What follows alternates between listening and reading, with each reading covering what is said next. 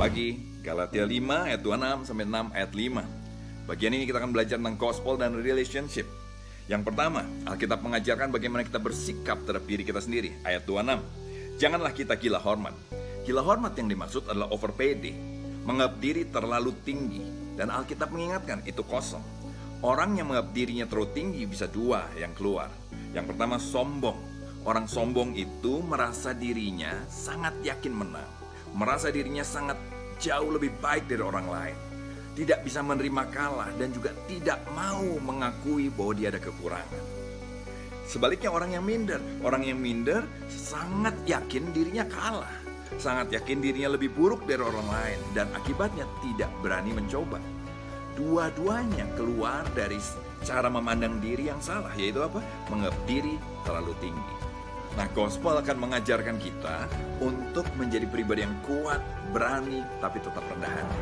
Rendah hati bukan berarti kita berpikir diri kita tidak baik. Tapi orang yang rendah hati tidak berpikir terus tentang dirinya. Pusatnya bukan dirinya, tapi Kristus. Kenapa bisa begitu? Karena kita belajar menaruh pengharapan kita, menaruh self-image kita pada penebusan dan penerimaan Kristus. Jadi di depan Tuhan saya sudah diterima, saya sudah dicintai, saya sudah diakui. Karena itu saya tidak perlu minder lagi. Tapi saya juga nggak perlu merasa sombong. Kenapa? Karena saya tahu bukan karena saya hebat, semuanya karena penerimaan Tuhan. Menaruh self-image kita pada Kristus juga berarti gini, kita tidak terganggu lagi dengan pendapat orang lain tentang kita. Bahkan kita juga tidak terganggu lagi dengan pendapat diri kita sendiri tentang diri kita. Semuanya apa yang Tuhan lihat di dalam kita. Nah, Alkitab juga mengajarkan tentang sikap kita terhadap orang lain harus bagaimana. Janganlah gila hormat, janganlah saling menantang dan saling mendengki. Ayat 26 bilang begitu. Nah, kalau kita ini orang yang cenderung agamawi, biasanya kita akan selalu membutuhkan pengakuan orang. Kita saling menantang, kita pengen kita yang paling diakui, paling dianggap hebat.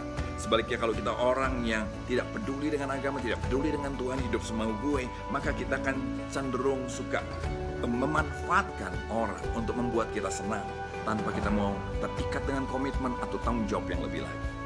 Di ayat 4, Alkitab juga mengajarkan, baiklah tiap-tiap orang, yaitu kita, menguji pekerjaannya sendiri. Maka dia boleh bermegah melihat keadaannya sendiri dan bukan melihat keadaan orang lain. Jadi Alkitab mengajarkan untuk kita tidak membanding-bandingkan diri dengan orang lain. Tidak usah lihat-lihat orang lain, akibatnya bisa sombong atau minder, menghakimi, memandang rendah orang lain, atau kita merasa kalah dan merasa tidak berharga. Nah, Alkitab mengajarkan begini loh, yuk lihat diri kita sendiri. Kan kita sudah diterima, sudah diakui, sudah dicintai, that's good. Nah, hari ini jadilah diri kita yang lebih baik dari kemarin. Terus begitu, maka kita akan bertumbuh tanpa terjebak menghakimi orang yang kita anggap berbuat salah. Yang ketiga, gospel mengajarkan kita bagaimana bersikap terhadap orang yang berbuat salah. Kalau orang sombong, kita akan cenderung menghakimi dan merasa diri lebih benar, ya kan? Merasa diri lebih baik. Tapi juga orang minder, kita akan iri hati, dengki. Kenapa? Karena kita merasa gini, lu orang udah kayak gitu kok hidupnya tetap oke aja ya. Orang udah kelakuannya nggak bener kok hidupnya oke aja.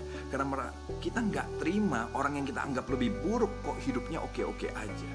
Nah, gospel mengajarkan bagaimana seharusnya kita bersikap sama orang-orang yang kita anggap berbuat salah. Ayat 1, saudara-saudara, kalaupun seorang kedapatan melakukan suatu pelanggaran, maka kamu yang rohani harus memimpin orang itu ke jalan yang benar dengan roh lemah lembut, sambil menjaga dirimu sendiri supaya kamu juga jangan kena pencobaan. Yang pertama, gospel mengajarkan kalau ada yang berbuat salah, yuk dipimpin ke jalan yang benar. Bahasa aslinya punya arti kata restore. Restore artinya gini, dikembalikan pada posisinya yang semula. Jadi kalau ada orang berbuat salah, jangan sibuk berusaha menyingkirkan dia. Itu nggak sesuai dengan yang grace, gospel ajarkan pada kita. Tapi justru kita harus berpikir bagaimana dia bisa kita beri kesempatan untuk bisa pulih kembali kepada keadaan yang semula, berfungsi lagi. Dan caranya harus lemah lembut, bukan dengan cara yang menghakimi. Lemah lembut bukan menghakimi, tapi juga tidak takut untuk menegur. Ayat 2 mengajarkan begini, bertolong-tolonganlah kamu menanggung bebanmu, demikianlah kamu memenuhi hukum Kristus. Dalam ayat 2, prinsipnya terhadap orang yang berbuat salah, prinsip kasih harus dijalankan. Layanilah satu orang dengan yang lain di dalam kasih. Jadi kepada orang yang berbuat salah tetap kita harus melakukan kasih, membagikan kasih kepada mereka. Nah, dalam bersikap pada orang yang berbuat salah, ayat 3 juga bilang ini, sebab kalau orang menyangka bahwa dia berarti, padahal dia sama sekali tidak berarti, dia menipu dirinya sendiri. Jangan merasa diri lebih baik dari orang lain. Jangan merasa diri lebih berarti daripada orang lain. Kita dicintai Tuhan, sama seperti Tuhan mencintai orang lain juga. Kita nggak lebih, kita semua cuma modalnya diampuni. Kalau modalnya sama-sama diampuni, yuk saling menerima. Yuk jangan menghakimi. Yuk jangan merasa lebih baik. Yuk jangan memandang lebih rendah. Tapi kasih teman-teman yang kita berbuat salah.